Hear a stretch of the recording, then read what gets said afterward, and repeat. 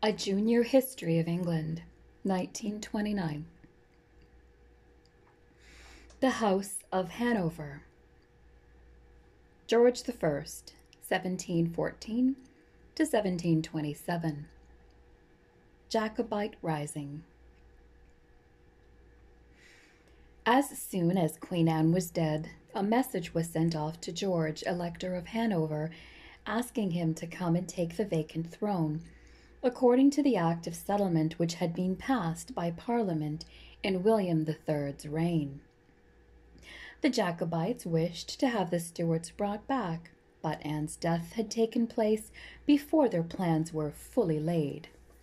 Accordingly, before many weeks had elapsed, George of Hanover was quietly seated upon the throne of England. He had been chosen as king because he was the nearest Protestant heir, being descended through his mother, the Electress Sophia, who was now dead, from James I.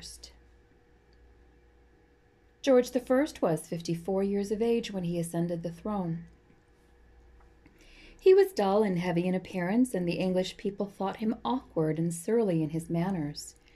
To the day of his death he could not speak a sentence of English, and as most of his ministers were equally ignorant of German, their conversation with the king had to be carried on in Latin. The Jacobites were greatly disappointed at the failure of their plans, and in 1715 they took up arms in favor of the Stuarts, hoping that many of the English people would join them. In Scotland, the Earl of Mar raised an army of 10,000 men in favor of the Pretender, the son of James II, and held possession of the northern part of the kingdom for nearly a year. At Sheriffmuir, near Stirling, an indecisive battle was fought between the rebels and the royal troops under the Duke of Argyll. After the action, Mar retreated to Perth, Argyll thus gaining the same advantage as if he had won a victory. In England, a few country gentlemen, headed by the Earl of Derwentwater and Mr. Forster, had declared for James. Being joined by Lord Kenmure and the Earl of Nithsdale from the Scottish Lowlands, and by a Highland detachment from Mar's army, they advanced into Lancashire. There at Preston they were attacked by the royal army and forced to surrender on the very same day as that upon which the Battle of Sheriffmuir was fought. The arrival of the Pretender himself from France did not improve matters. After a short stay in Scotland, he saw that his cause was hopeless and returned to France, accompanied by Mar, whose army dispersed to the hills. The Earl of Derwentwater and Lord Kenmure were executed. About 30 others of inferior rank suffered death, and 1,000 of the common soldiers were transported to the West Indian plantations. Owing to the excited state of the country after the insurrection, the ministers did not think it would be wise to have an election at the fixed time, and therefore passed a law called the Septennial Act, by which the duration of parliaments was extended from 3 to 7 years. During the rest of George I's reign, the country was at peace, and under the able guidance of the famous statesmen, Sir Robert Walpole and others, trade and commerce began to thrive. In 1720, England went mad over the South Sea Bubble, as it was called. The South Sea Company had helped the government by lending it money, and in return the company had obtained the sole right of trading with the Spanish colonies in South America. The most wonderful stories of the wealth they were going to make were spread around. Abroad, people threw away their money in the wildest schemes. The result was that when the bubble burst, thousands of families were ruined and the greatest distress prevailed throughout the country, despite Walpole's efforts to bring relief to the sufferers. George paid frequent visits to Hanover, and it was during one of these journeys to the continent that he died suddenly in the year 1727.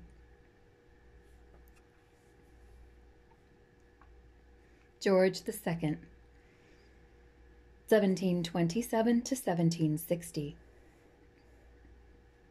War with Spain, insurrection of 1745.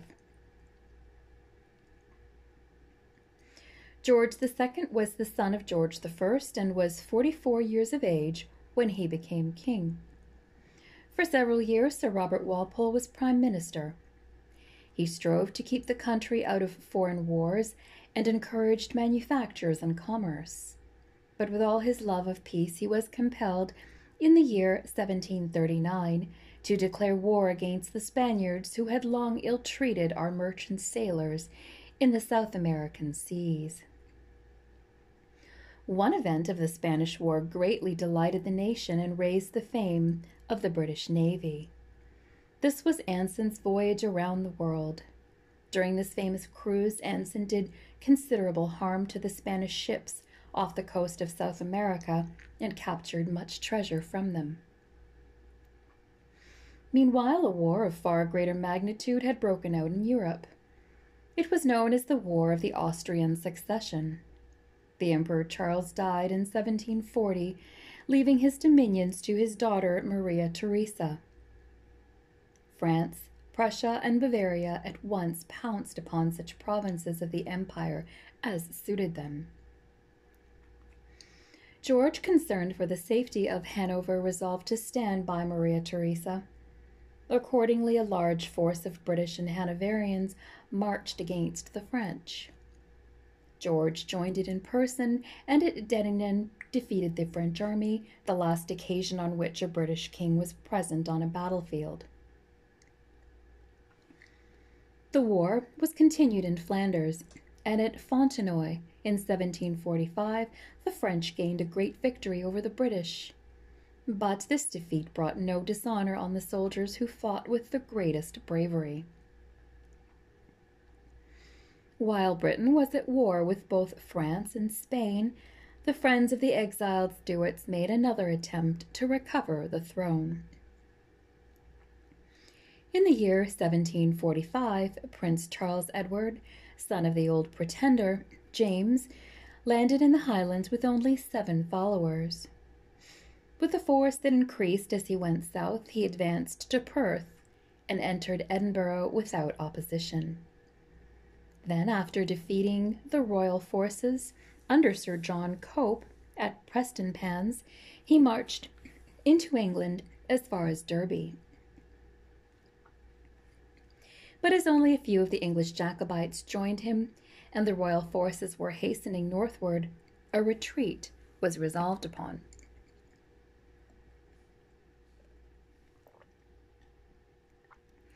At Falkirk, he again defeated a section of the royal forces.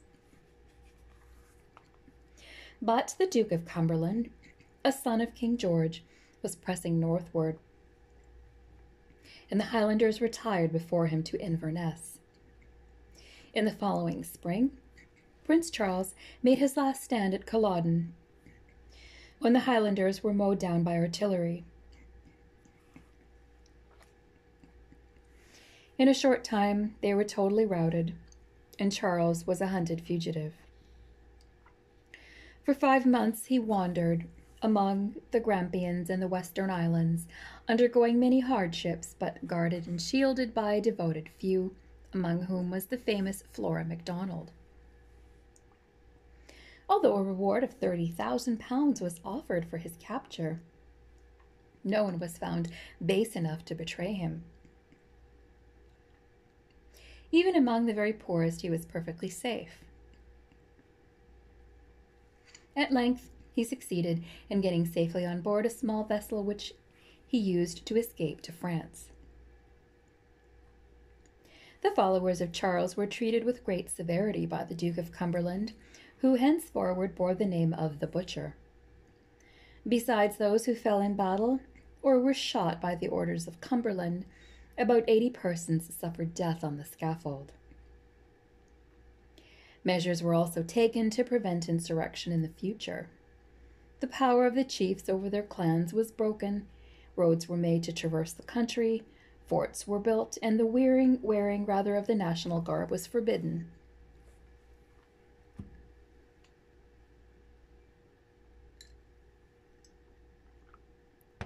Extension of empire. During the later part of the reign of George II, Britain was at war with France both in the eastern and western hemispheres.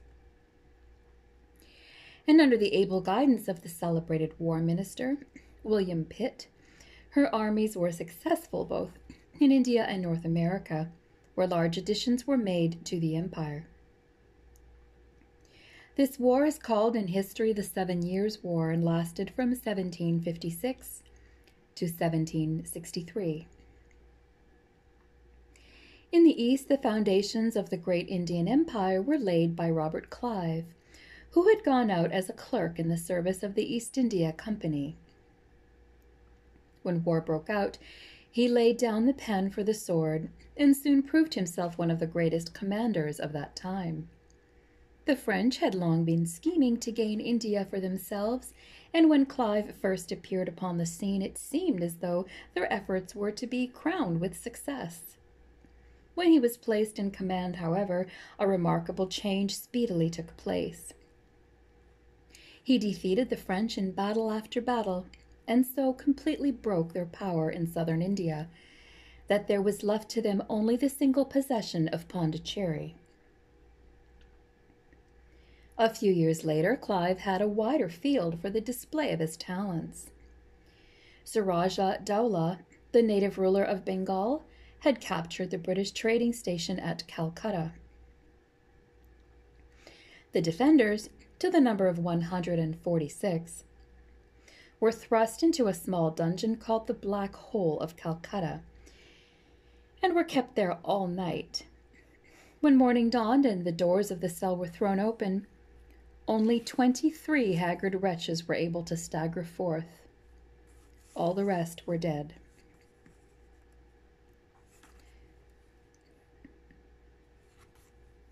The unfortunate victims were, however, speedily avenged. It was not before Clive appeared upon the scene with an army. The native ruler, secretly encouraged by the French, drew together a very large and splendidly equipped army. Nothing daunted Clive, who marched against this great host with his small band of soldiers, numbering only some 3,000. The two armies met at Plassey in 1757, and in spite of the great odds against him, Clive was completely victorious. Suraja Dowlah, with his mighty host, was totally routed, and thus at one stroke the large and fertile province of Bengal came into the possession of Great Britain. Warren Hastings, who was the first Governor-General of India, 1773 to 1785, also did much to extend the Indian Empire. He subdued the Maharathas, a fierce race inhabiting central India, and overthrew the power of Hyder Ali, who had attacked the British possessions in Madras. The French had long been the rivals of the British in North America, as well as in India. The English had planted colonies along the eastern seaboard, while the French had settled in Canada and on the Great Lakes, as well as in the basin of the Mississippi. Both parties were ambitious of possessing the valley of the Mississippi, and this led them into conflict. At first, the British suffered some defeats, but as soon as William Pitt became Prime Minister, the war was carried on with such energy and spirit that fort after fort fell into the hands of the British. The strongest fortress of all, however, was still in the possession of the French. This was Quebec, which the French thought could not be taken. For the task of besieging Quebec, Pitt chose a promising young officer named Wolfe, who was only 33 years of age, but who had already been in several battles and had done gallant service. The city of Quebec stood upon a plateau which could be reached only by scaling rocky heights. This daring feat Wolfe and his men accomplished in the dead of night. The next morning, the British army stood ranged on the plain in order of battle. Montcalm, the French general, saw the advantage which the British had gained and resolved to attack them at once. Nothing, however, could withstand the valor of the British, who obtained a complete victory. But, alas, the success was gained at the cost of the life of their gallant commander, who expired on the field of battle at the very moment of victory. Montcalm was also killed, and 5 days afterwards Quebec surrendered, in 1759. This victory was soon followed by the conquest of the whole of Canada, which is now one of the most important dominions of the Empire. The tide of victory was still in full flood when the sudden death of the king in 1760 led to the accession of his grandson, George III.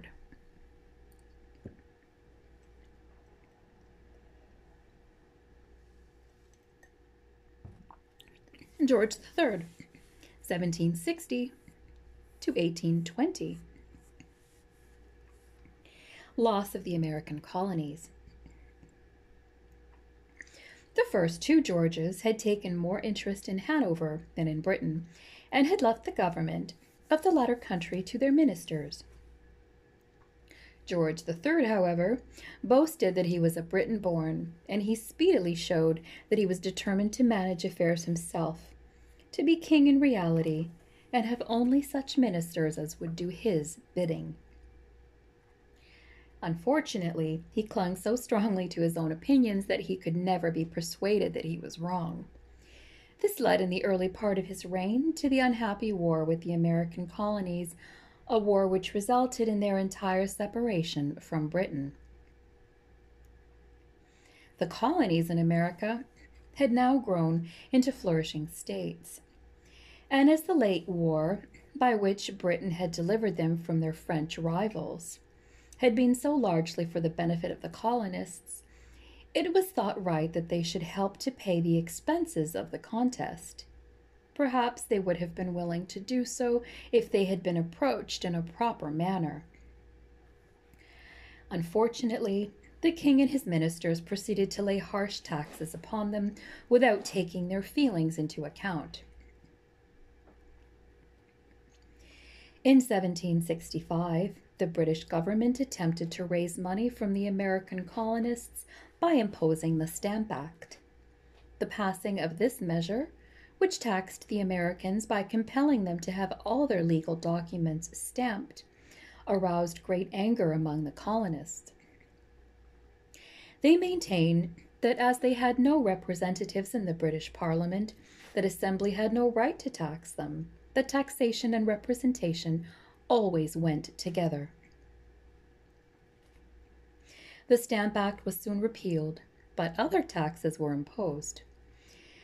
And finally, the British government insisted upon a duty being paid on all tea imported into the country. Determined not to submit, a party of colonists, disguised as Indians, boarded 3 tea ships lying in Boston Harbor and flung their cargoes into the sea. The wisest statesman of the day, the chief of whom was William Pitt, now Earl of Chatham, advised the king to yield to the wishes of the colonists and end the dispute while there was still yet time. George, however, was obstinate, and he and his minister, Lord North, resolved to carry their point by force. A war followed which lasted for 8 years, from 1775 to 1783. The British gained some successes at first, including the hard-won victory at Bunker Hill. But as the contest proceeded, the Americans were more successful and became more confident.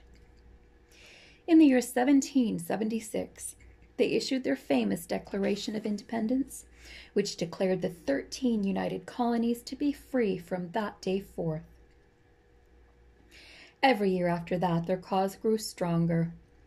They had chosen for their commander-in-chief the celebrated George Washington, who conducted the war with great skill and determination. In 1777, disaster overtook the British, for General Burgoyne, together with his entire force, was taken prisoner at Saratoga. In the following year, the Americans were joined by France and Spain. and thus Britain had to cope single-handed with three powerful enemies. The British had now so many foes to contend with that they were not able to carry on the war in America with sufficient vigor, and rapidly lost ground. In 1781, a British army of 4,500 men under Lord Cornwallis was shut up in Yorktown and compelled to surrender. This was the last event of the war with America. In other parts of the world, the British were cheered by some successes. General Elliot successfully defended Gibraltar for 3 years, from 1779 to 1782, against a combined French and Spanish force, while in the latter year Admiral Rodney gained a splendid victory over the French in the West Indies. In the following year, the war was finally closed by the Treaty of Versailles.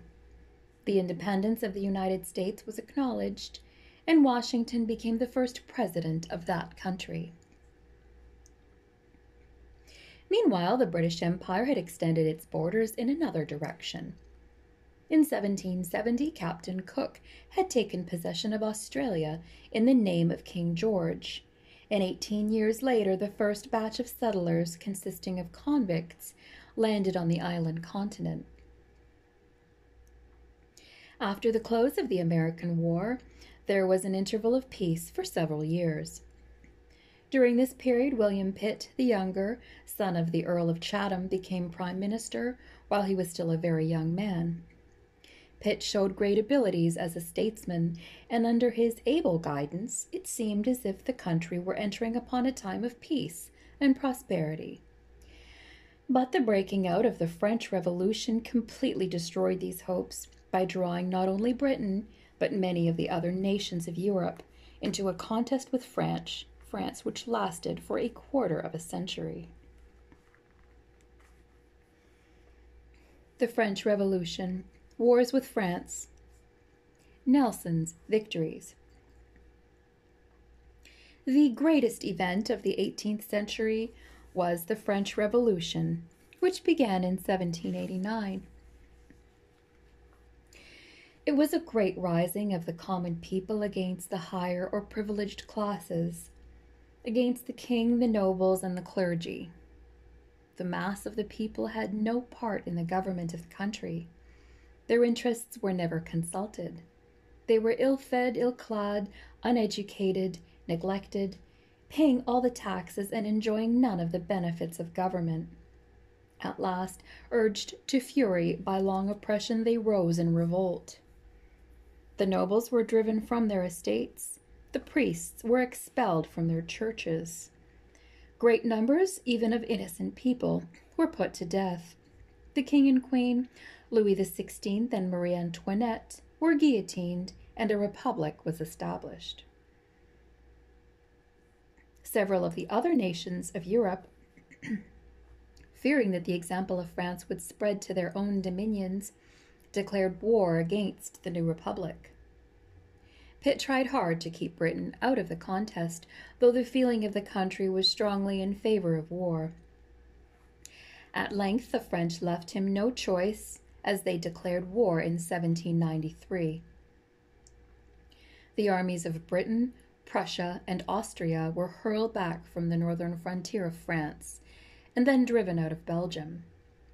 The French overran Holland and made use of its fleet, while Toulon, which had been occupied by the British, was retaken after a short siege by the young Napoleon Bonaparte, who was destined to play a great part in the history of Europe. The British, however, maintained their supremacy at sea. Admiral Howe defeated the French fleet off Brest in 1794, and in 1797 Admiral Jervis gained a victory over the fleet of Spain, which was now the ally of France, off Cape St. Vincent. And in the same year, Admiral Duncan overcame the naval forces of Holland in the Battle of Camperdown. Napoleon had now risen to be the first man in the French Republic, and seemed ambitious of conquering all the other states of Europe.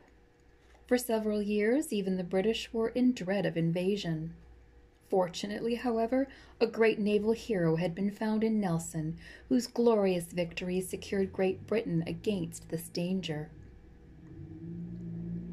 One of Nelson's greatest victories over the French was won near the mouth of the Nile in 1798. Napoleon had just landed an army to conquer Egypt, and the fleet from which he had disembarked was lying along the shore when Nelson, with the British fleet, came upon the scene. A great battle was fought during the darkness of the night, and when morning dawned, nearly all of the French vessels were either taken or destroyed. The largest of them all, the admiral's ship, blew up during the heat of the action with a fearful explosion. In the year 1802, a short peace was made between Britain and France, but next year the quarrel was renewed and Bonaparte made gigantic preparations for the invasion of Britain.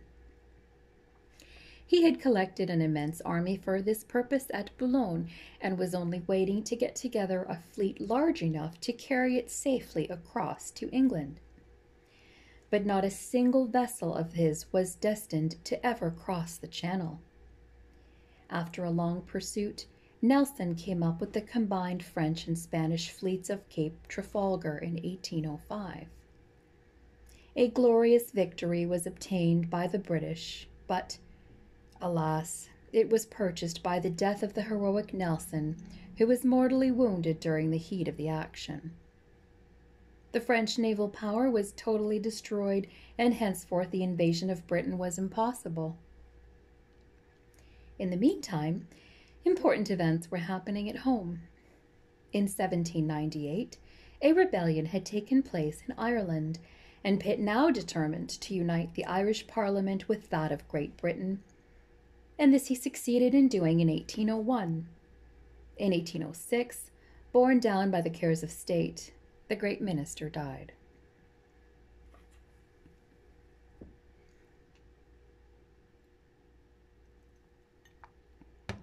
Wars with France.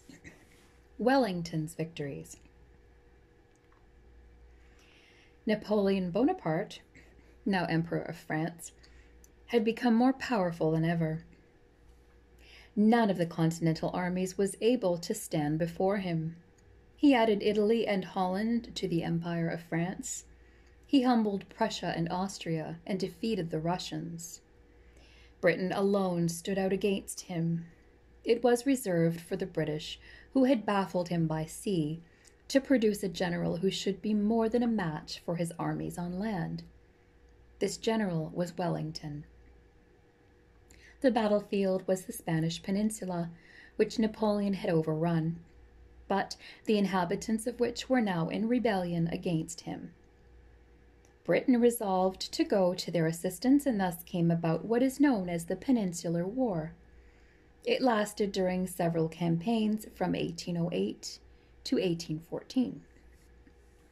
Wellington had to contend against the most renowned marshals of France, who were placed in command of armies much superior in point of numbers to his own. But he constructed a very strongly fortified camp for his army near Lisbon, and issued from it only when he saw a fitting opportunity. In various battles, the most famous of which was Talavera, 1809, Salamanca, 1812, and Vittoria, 1813. He defeated those marshals one after another, and he at last declared Spain free of her oppressors and drove them before him across the Pyrenees. Following them into France, he finally scattered the French army at Toulouse in 1814. Meanwhile, a great disaster had overtaken Napoleon. In the year 1812, he invaded Russia and took possession of Moscow, the capital. But the Russians had set fire to the city before leaving it, and the French were compelled to retreat from lack of food. Thousands perished by the way, and only a miserable remnant of the splendid army of 500,000 men which had set out for Moscow returned to their homes. the nations of Europe now combined against Napoleon. His armies were everywhere defeated, and the Allies invaded France. In a short time he was obliged to abdicate and was sent into retirement at Elba. The following year, however, he made his escape and was soon at the head of a large army, marching upon Brussels to measure himself against Wellington. Wellington, with a mixed army of British, Germans, Belgians, and Dutch, and Blücher with a Prussian army, protected the Belgian frontier. Here Napoleon resolved to attack them before they had time to unite. Ney, one of Napoleon's most celebrated generals, came up with Wellington at Quatre Bras, but was repulsed, while Napoleon himself defeated Blücher at Ligny and compelled him to retreat. Wellington now fell back on Waterloo in order not to be separated from his allies. There, on Sunday, the 18th of June, 1815, was fought the great Battle of Waterloo. The armies were not unequal in point of numbers, each general having about 65,000 men, but a large proportion of Wellington's force consisted of Belgian and other foreign soldiers, some of whom could not be relied on, while Napoleon was stronger both in cavalry and artillery. Standing in unbroken squares bristling with bayonets, the British troops held their position against the terrible attacks made by the French cavalry. Towards evening, the Prussians, who had been delayed by the soft state of the roads, began to come up and join in battle. Napoleon was now sent forward, the Imperial Guard, his veteran soldiers, against the British lines, but they were met with such a storm of shot that they began to waver.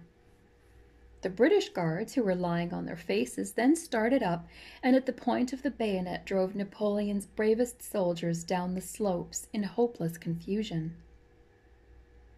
The British cavalry dashed in among them, and the day was won. Napoleon afterwards soon gave himself up to the commander of a British man-of-war and was banished to St. Helena, where he died in 1821. One of the results of the war with France was that our empire was again enlarged. Cape Colony was taken from the Dutch, who were the allies of the French in 1806, and has remained in the possession of Britain ever since. But the wars in which Britain had been so long engaged pressed very heavily upon her resources, the national debt rising to more than £800 million. The years which followed witnessed great distress among the poorer classes, who now found that war, however necessary it may sometimes be, has its miseries as well as its glory. George III died in 1820 in the 82nd year of his age, having been both blind and insane for nearly 10 years.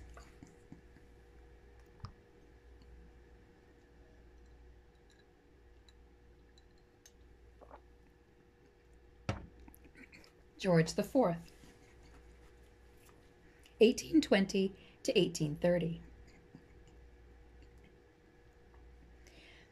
George IV was 58 years of age when he became king.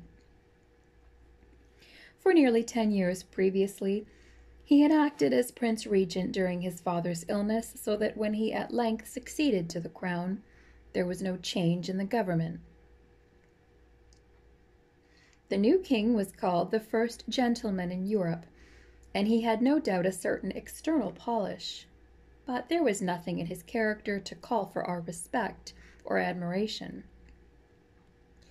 He visited Ireland in 1821 and spent 13 days in Scotland during the following year, these visits giving great satisfaction to the people of those two countries.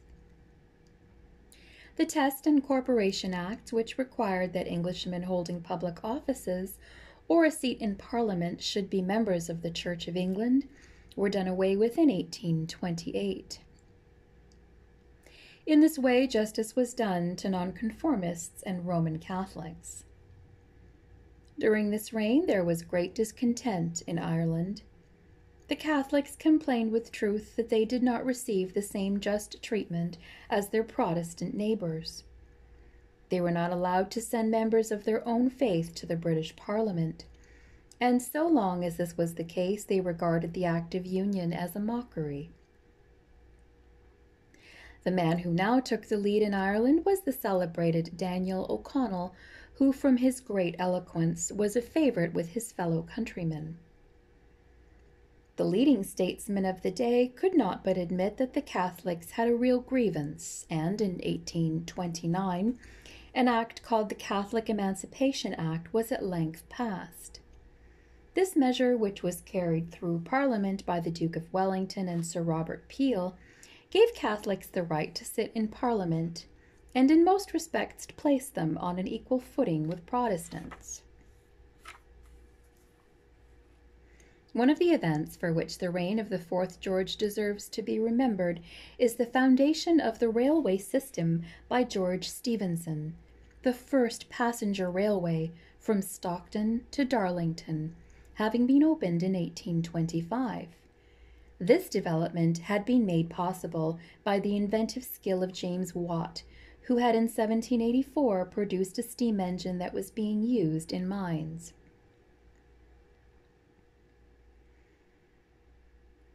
William IV, 1830 to 1837. Reforms. William IV was the brother of the late king and the third son of George III. Having in his youth served for some years in the Royal Navy, he obtained the name of the Sailor King, and his sailor-like frankness was more pleasing to the people than the foppery and fine manners of his late brother. He was more willing to give his consent to useful changes than either his father or his brother had been, and his reign, though short, was a very useful one. The great question at this time was the demand for reform. The English people had for centuries been proud of their House of Commons, which had done much to preserve their liberties. But they were now beginning to lose faith in it because its members had not been elected by themselves, and therefore did not directly represent them. Previous to 1832, only the old towns, many of which had now very few inhabitants, could send members to Parliament. Many members represented places from which the population had almost entirely disappeared. Such places were called rotten boroughs from the corruption which prevailed in connection with them. They were also called pocket boroughs because they were the property of individuals who elected the members at pleasure. On the other hand, owing to the rapid growth of our manufacturers, many places such as Manchester, Birmingham, and Leeds had increased from almost mere villages to large towns. These places, through the thriving of populations, had no members at all. Thus, in the course of time, the House of Commons had ceased to represent the mass of the nation. If, therefore, it was to retain its hold on the confidence of the people, it was necessary that there should be a great change in the mode of electing the members. The Duke of Wellington, who was Prime Minister, was opposed to reform and was obliged to resign. Wellington was succeeded by Earl Grey, and a reform bill was introduced into the House of Commons. After great opposition, it at last became law in 1832. The new reform bill made many sweeping changes. 56 of the old towns were deprived of their members altogether, and 30 of the others were permitted to return only one member instead of two. Of the seats thus obtained, 65 were given to the most populous counties, while 43 new boroughs were created, each returning either one or two members. The right to vote was also greatly extended in counties to all tenants paying a yearly rent of £50, and in towns to those who paid £10 and upwards. Much of the credit of passing the Reform Bill was due to Earl Grey and Lord John Russell. They had to bear with much opposition, especially from the House of Lords, and it was only after the measure had been introduced 3 times that it was at length allowed to pass into law. Reform bills of a similar nature were also passed for Scotland and Ireland. The Parliament elected under the new Reform Bill did many useful things. The most important was the abolition of slavery throughout the British dominions in 1833. The enormous sum of £20 million sterling was paid to the slave owners to let their slaves go free. The statesman who had made the greatest efforts on behalf of the poor Negroes was William Wilberforce. Another important measure passed in the same year was an act regulating the hours which women and children were allowed to work in factories. In 1834, a new Poor Law was passed, which encouraged industry and self-help among the poor.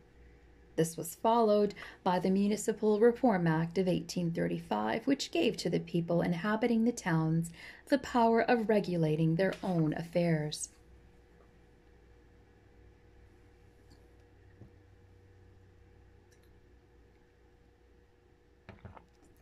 Victoria, 1837 to 1901.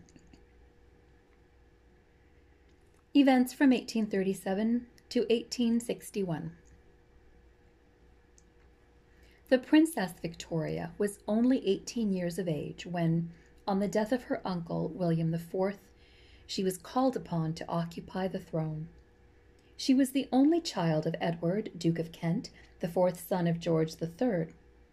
In 1840, she married her cousin Prince Albert of Saxe-Coburg-Gotha.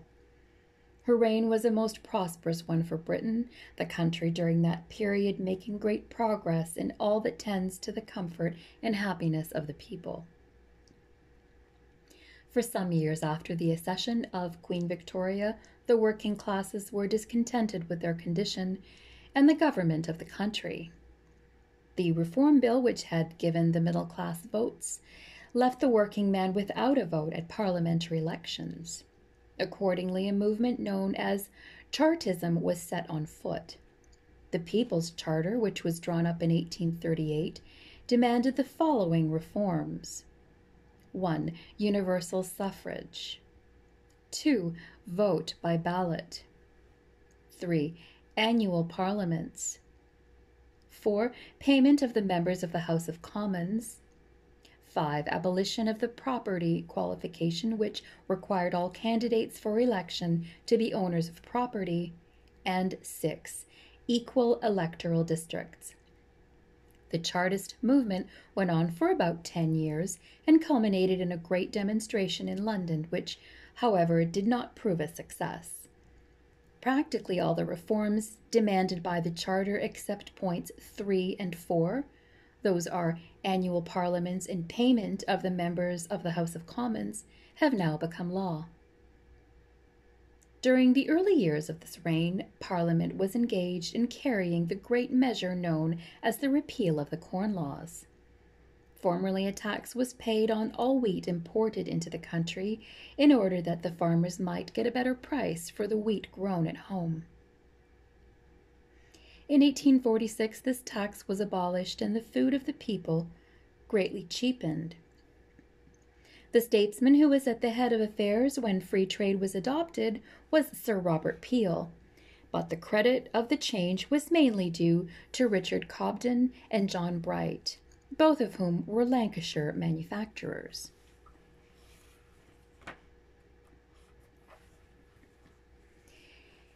In the year 1854, a quarrel arose between Russians and Turks. For some time, the Tsar Nicholas had regarded Turkey with an envious eye. If he could only annex it by some means to his own dominions, he would then become master of a seaboard which would be of immense value to Russia. As a step in this direction, he demanded of the Sultan the right to be acknowledged protector of all the Christian subjects in Turkish dominions. This meant that 3/4 of the Sultan's subjects were to regard the Tsar as their overlord. The Sultan refused this demand and was supported by Britain and France. A combined British and French force landed in the Crimea, and after defeating a Russian army strongly posted on the heights of the Alma, laid siege to the fortress of Sebastopol, which was very strongly fortified. The Battle of Balaclava followed on the 25th of October, in which Sir Colin Campbell and his gallant Highlanders firmly stood their ground until the British heavy cavalry came to their aid, when the Russian horsemen were swept from the field. It was towards the close of this battle that the celebrated charge of the Light Brigade took place. Owing to some mistake, a company of light horsemen was ordered to charge a Russian battery. The order was obeyed, but at a terrible sacrifice of life. Of the 600 gallant fellows who took part in the charge, only 195 survived. On the 5th of November took place the Battle of Inkerman, in which 8,000 British troops bravely held their ground for 7 hours against 40,000 Russians. The besiegers of Sebastopol suffered greatly during the winter months from scarcity of clothing and provisions. There was great sickness among the troops, and many of them died. But when Florence Nightingale, the soldiers' ministering angel, went out with a band of nurses to take care of the sick and wounded, a great reformation was effected. By her heroic efforts, she earned a lasting title to the gratitude of the British nation. In September 1855, after a heavy cannonade, Sebastopol was carried by storm, and 6 months afterwards the war was brought to a close. 2 years later, terrible events happened in India. In Britain's wars in that country, she had always employed large numbers of native troops, or sepoys as they were called.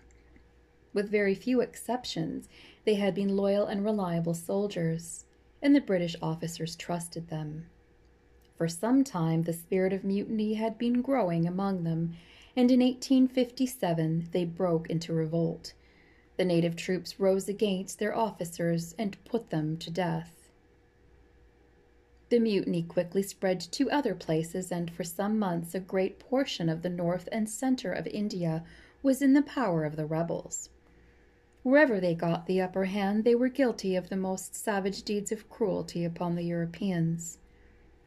The massacre of Cawnpore, in which English ladies and their little ones were cruelly butchered, sent a thrill of horror through the English-speaking race everywhere. The few British troops stationed in different places offered a manful resistance against overwhelming odds. After a siege of 4 months, they succeeded in taking Delhi, one of the great centers of the mutiny. The march of General Havelock, and afterwards that of Sir Colin Campbell, to the relief of Lucknow, are amongst the most heroic deeds in the annals of the British Army. Such gallant conduct could not fail of success, and in a few months the mutiny was entirely put down. The rebellion led to a great change. The old East India Company was done away with in 1858, and the government of India was assumed directly by the British Crown. In the year 1861, the Prince Consort died very suddenly. The nation heard of his death with much regret, as he had gained the respect of all classes by the energy and ability he had displayed in promoting the welfare of his adopted country. Much sympathy was also shown for the Queen in the great loss she had sustained. Events from 1861 to 1901. As the Reform Bill of 1832 kept the franchise from the great bulk of the working classes, it was felt by many people that it had settled the question only for a time. Accordingly, before many years had passed, attempts were made to obtain a more complete scheme. It was not until the year 1867, however, that a second Reform Bill was successfully carried through Parliament. This measure gave the right to vote to all householders in boroughs who paid poor rates. The franchise in the counties was extended to all who paid a rent of £12 and upwards. After the passing of the Reform Bill, a new Parliament was elected, and Mr. William Ewart Gladstone became Prime Minister. This Parliament passed several important measures, the first being an act for the de-establishment of the Irish Church in 1869. After the existing clergy had been provided for, the remaining funds of the church were to be devoted to the relief of Irish distress. In the following year, an Irish Land Act was passed, giving the tenant an interest in the soil which he cultivated.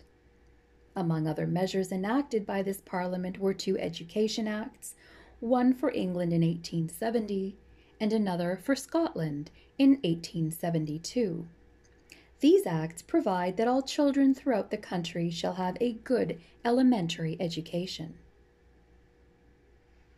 At the beginning of 1874, a general election took place, and the Conservative Party came into power with Mr. Benjamin Disraeli as Prime Minister. With the view of strengthening the bond between the great Indian Empire and Britain, Mr. Disraeli carried through Parliament a measure conferring on the Queen the title Empress of India. In the year 1877, the cruelties of the Turks towards the Bulgarians led to war between Russia and Turkey. It seemed at one time that Britain would be drawn into the contest, but happily, by the Treaty of Berlin, made in 1878, Eastern affairs were arranged without her having taken any active part in the war. In the year 1880, Mr. Gladstone again became Prime Minister. About the same time, a new agitation sprang up in Ireland. It was formed by a body known as the Land League, which was not satisfied with the conditions under which tenants held their land. Unfortunately, the more headstrong of the Irish peasantry gave way to acts of violence, which had to be met with stern punishment. In 1881, the Irish Land Act was passed, and it established a land court for the purpose of fixing fair rents, and thus remedied one great grievance. In the autumn of 1882, a military expedition to Egypt was undertaken for the purpose of putting down a rising against the Khedive by a chief named Arabi, and of protecting the Suez Canal, in which Britain had so great an interest. The British force was commanded by Sir Garnet Wolseley. In the first serious encounter, which took place at Tel el-Kebir, Arabi's followers were hopelessly scattered by the determined charge of the British. The victors then entered Cairo in triumph and restored the Khedive to the throne. But Britain's difficulties did not end with the overthrow of Arabi. The tribes to the south of Egypt, who had been subject to that country, revolted under a leader called the Mahdi. Acting on the advice of Britain, the Egyptian government determined to abandon the Sudan, and the famous General Gordon was sent to arrange for the withdrawal of the Egyptian troops. But he himself was besieged in Khartoum, and the British force sent to deliver him was too late, for Khartoum had fallen 2 days before it arrived, and Gordon had been slain in 1885. After a time, it was determined to reconquer the Sudan. This duty was entrusted to Sir Herbert Kitchener, and after a 2 years' campaign, he utterly routed the Khalifa, the successor of the Mahdi, at the Battle of Omdurmans in September of 1898. In England, a third Reform Bill was passed in 1884, granting the franchise to the working men in rural districts. Thus, all classes of the people now have a share in the government, and it depends upon the way in which each man uses his vote whether the country is well or ill governed. It should be each one's first care to give his vote in an honest and intelligent spirit. An agitation for Home Rule in Ireland had been vigorously carried on under the leadership of Mr. Parnell for some years, and in 1886 Mr. Gladstone adopted the cause of Home Rule, a course which led to the division of the Liberal Party and the return of the Conservatives to power. Mr. Gladstone again became Prime Minister in 1892. In the following year, he passed a Home Rule Bill through the House of Commons, but it was rejected by the House of Lords. Mr. Gladstone retired early in 1894, being succeeded as Premier by Lord Rosebery. Mr. Gladstone died in 1898. In 1897, the Diamond Jubilee of Queen Victoria was celebrated with the greatest joy and enthusiasm. Representatives from all parts of the empire and from many foreign countries taking part in a magnificent procession to and from St. Paul's Cathedral. The already aged Queen continued to reign for only a few years longer. The new century had hardly dawned when she was stricken down by the hand of death. After a brief illness, she passed away on the 22nd of January, 1901, amidst an outburst of sorrow from the whole civilized world.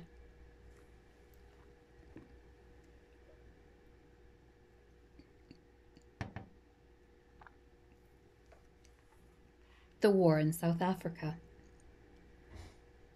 To save it from trouble at the hands of the natives, the Transvaal had been annexed by Britain in 1877. In 1880, however, the Boers rose in revolt and defeated a number of British troops at Majuba Hill. After this, the country was granted independence in internal affairs. Owing to the discovery of gold, thousands of settlers were attracted to the Transvaal, and the injustice done to these Uitlanders, as the newcomers were called, led in time to serious trouble. The Uitlanders complained that though they were the majority in the country and were made to pay by far the greater tax, they were denied nearly all political rights. At the close of the year 1895, Dr. Jameson made a most unwise raid into the Transvaal in support of a proposed rising of the Uitlanders to obtain political rights.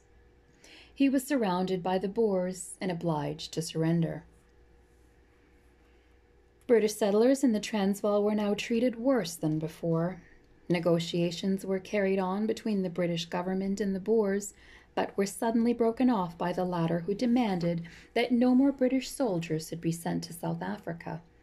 This demand being refused, the Boers, supported by their brethren of the Orange Free State, declared war against Britain and invaded Natal and Cape Colony in October of 1899. Ladysmith, in the north of Natal, was invested by the Boers, the British Army there being under the command of General Sir George White. The Boers also besieged Kimberley, an important town containing valuable diamond mines, in the northwest of Cape Colony. Farther north, a small British garrison was hemmed in at Mafeking, a little town near the Transvaal border. Lord Methuen, with a British column, was sent to the relief of Kimberley, and Sir Redvers Buller, with a strong army, set out to relieve Ladysmith. But both these generals sustained reverses, the former at Majorsfontein and the latter at the Tugela River. Towards the end of December, Lord Roberts, with Lord Kitchener as chief of his staff, was sent out to the Cape as commander-in-chief. On the 15th of February, Kimberley was relieved, and shortly afterwards the Boer General Cronje, with his entire army of upwards of 4,000 men, surrendered to Lord Roberts at Paardeberg. After several gallant attempts, General Buller finally succeeded in relieving Ladysmith, which had been besieged by the Boers for 4 months. Bloemfontein, the capital of the Free State, was next captured by Lord Roberts, and on the 17th of May, Mafeking was relieved. The brave little garrison of this town, under their able and dauntless leader, Baden-Powell, had endured the greatest privations, and during a siege of 7 months had maintained the most marvelously gallant defense of modern times. Before the end of May, Johannesburg surrendered to Lord Roberts, and on the 5th of June he hoisted the British flag in Pretoria, the capital of the Transvaal. About the same time, the Orange Free State was annexed to Great Britain under the name of the Orange River Colony, and on the 1st of September, the Transvaal was declared British territory. The most striking feature of this war was the loyalty and enthusiasm displayed by the overseas dominions in the cause of the mother country. Canada, Australia, and New Zealand vied with each other in sending volunteers to fight for and uphold the rights of their countrymen in South Africa, thus giving to the world such an evidence of the unity of the British Empire as it had never before seen. Volunteers from the mother country, too, rallied round their nation's flag in great numbers, and nobly went forth to maintain her cause on the field of battle. Edward VII. Born in 1819, Queen Victoria had already celebrated her 81st birthday ere the 19th century had run its course. But she had carried the burden of her years so lightly, and had persevered such vigorous health amidst all the cares and responsibilities of state, that her people did not seem to realize that the end of her reign could not be far off. Yet so it was. Ere the new century was a month old, death had lain his hand upon her, and the great and good Queen Victoria was no more. Brought from Osborne House, where she had breathed her last, her body was borne through London's sorrowing multitudes, and was laid to rest at Windsor amid tokens of a deep grief that was world-wide in its extent. The dead queen was succeeded by her eldest son, Albert Edward, Prince of Wales, who ascended the throne as Edward VII. Though the seventh Edward to sit on the throne of England, the new king was not the seventh of that name to rule in Great Britain, and many Scotsmen regretted the use of a title historically inaccurate so far as Scotland was concerned.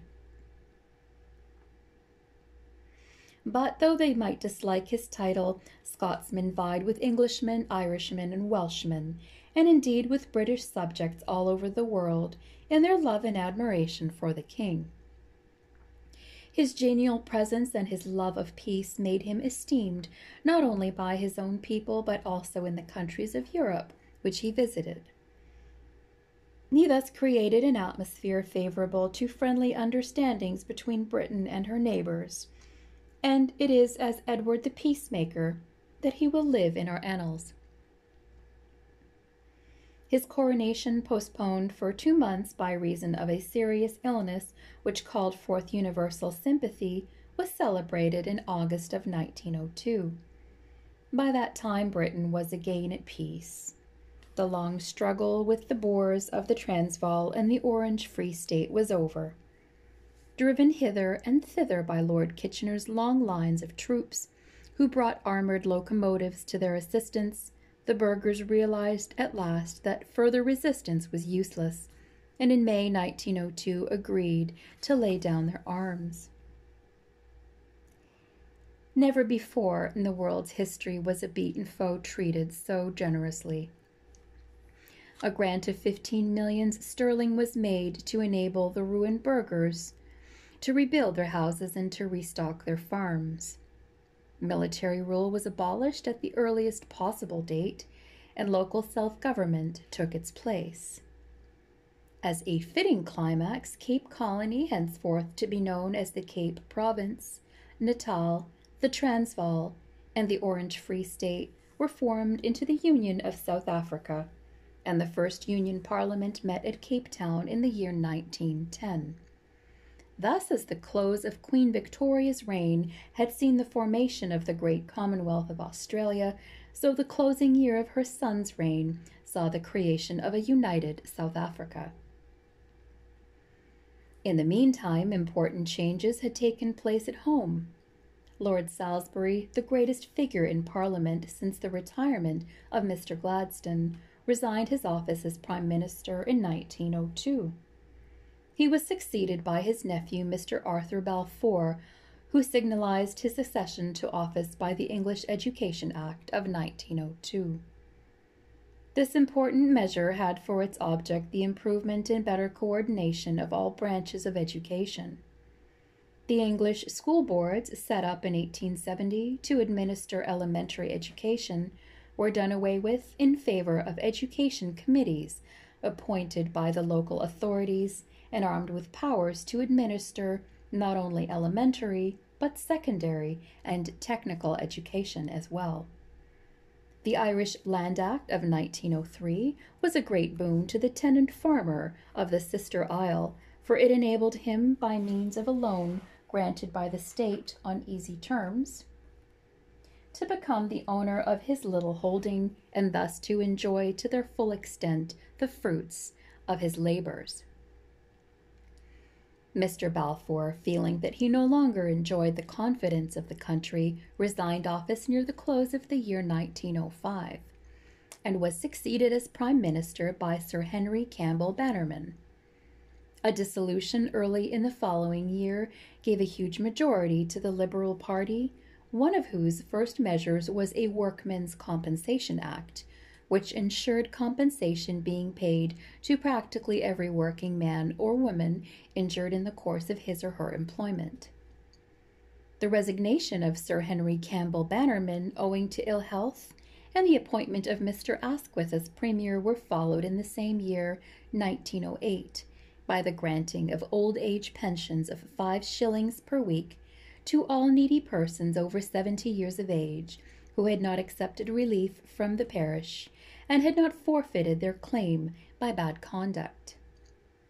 To provide for these pensions and for increased expenditure on the Navy and in other directions, it was proposed in the budget of 1909 that heavier taxes should be placed on land, on licensed houses, and on spirits.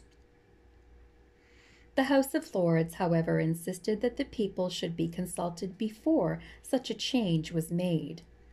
This was done, the Liberal party was again returned to power, and the Lords allowed the budget to pass. Hardly was this difficulty settled ere the king's sun had forever set. Seized with a chill while staying in the south of France, he returned home only to die on the 6th of May, 1910. The progress of the nation. The progress of the nation since the days of the Stuarts has been most remarkable. The population of the country is now more than 7 times as great as it was at the time of the Revolution in 1688. The chief increase has taken place in London, the manufacturing towns of the south of Scotland and the north of England, the great mining districts, the chief seaports, and the fashionable watering places which have sprung up all around the coast. London has grown enormously in size and now contains perhaps as many inhabitants as the whole of Great Britain did in the days of Queen Elizabeth. Notwithstanding this great increase, the people now have better homes, better food, and better clothing than had ever been the case before. A great improvement has taken place in the dwellings of the people, both as regards construction and sanitary arrangements. The home of a working man is much more comfortable than that of a powerful baron in the olden times. Pauperism has very greatly diminished, and the indigent poor are well and systematically cared for. The fatal plagues or epidemics which used to be of frequent occurrence may be said to have disappeared owing to the greater sanitary precautions and to the better understanding of the laws of health by the people themselves. A complete system of free elementary education has been provided, and there is an abundance of cheap books and newspapers of every kind, so that information on all subjects is brought within the reach of the humblest. Formerly, people were compelled to stay much at home because of the difficulty and expense of traveling. At the present day, the country is recovered from end to end with a complete network of railways, and both persons and goods are conveyed from place to place with great rapidity and at very cheap rates. In the old days, the sending of a letter to a friend was a very slow and costly proceeding. Now, owing to the completeness of the railway system, combined with the blessing of cheap postage, a letter can be quickly sent to any part of the kingdom at the most trifling cost. More wonderful than the railway is the telegraph, by means of which a message can be sent from one end of the kingdom to another in a few minutes. Even the ocean forms no barrier to communication by telegraph, and by means of submarine cables, Britain is linked to far distant lands. Still, more recently, by means of the telephone, we have been enabled to hold conversations with those at a distance of many miles. Owing to the wonderful inventions of all kinds and the use of steam power, enormous progress has been made in all branches of industry. The farmer gets through his sowing and reaping more quickly. The manufacturer does most of his work by machines, and the vessels in which the merchant sends his goods to distant lands are in most cases driven by steam. Magnificent steamers now traverse the ocean in all directions with the most wonderful regularity. As early as 1770, a machine called a spinning jenny was invented, on which one person could spin 16 threads. Later, when Watt in 1784 made the steam engine capable of many kinds of work, the invention of new machinery to do the work formerly done by hand rapidly developed, and the old-fashioned ways of carrying on the industries in the village homes gave way to the manufacture of cotton, wool, steel, and leather in factories built in towns and cities. The building of railways and canals assisted in the transportation of the products of the rapidly growing cities. This movement, called the Industrial Movement, continued throughout the 19th century until Great Britain, favored by the discovery of coal and iron in close proximity, became a great manufacturing center. The blessings of progress have not been confined to Britain alone. Her splendid dominions, where her children have established new homes for themselves, have abundantly shared in them. And Australia and New Zealand, Canada and South Africa, her overseas dominions, are rapidly following in the steps of the mother country.